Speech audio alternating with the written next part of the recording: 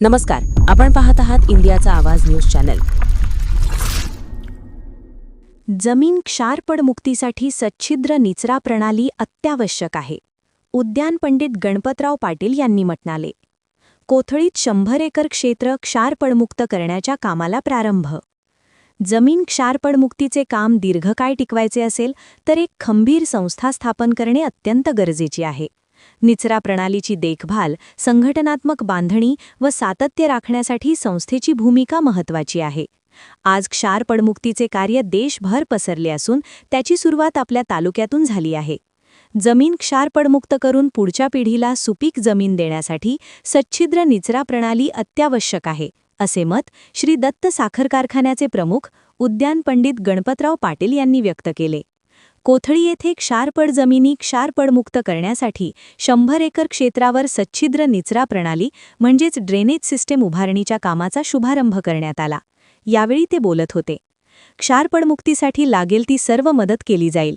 कारखान्याच्या माध्यमातून मार्गदर्शन व सहकार्य दिले जाईल. मात्र या कामात कुठेही थांबू नका असा सल्लाही त्यांनी दिला. राजगोंडा पाटील म्हणाले, गणपतराव दादा पाटील यांच्या नेतृत्वाखाली तालुक्यात आत्तापर्यंत सुमारे 10,000 एकर जमीन क्षारपडमुक्त करण्यात आली आहे. या कामाची दखल शासनाने घेतल्याने भविष्यात शेतकऱ्यांना विविध सवलतींचा लाभ होणार आहे. स्वागत व प्रास्ताविक करताना रिषभ पाटील यांनी या प्रकल्पाची माहिती दिली. माळीमळा, मगदुममळा, मुदकान्ना, संकाई, डूम, सावकर, बुर्ले, देखाण्णामळा, इंगळेमळा या परिसरातील एकूण 100 एकर क्षेत्र या प्रकल्पातून क्षारपडमुक्त होणार असल्याचे त्यांनी सांगितले. आभार प्रकाश पुजारी यांनी मानले.